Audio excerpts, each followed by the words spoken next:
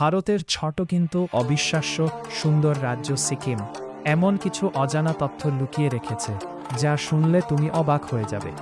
এখানে রয়েছে বিশ্বের তৃতীয় উচ্চতম পর্বত কাঞ্চনজঙ্ঘা, যাকে স্থানীয় মানুষ শুধু পাহাড় নয়, দেবতা হিসেবে মানে এবং পূজা করে। সিকিম হল ভারতের প্রথম সম্পূর্ণ অর্গানিক রাজ্য।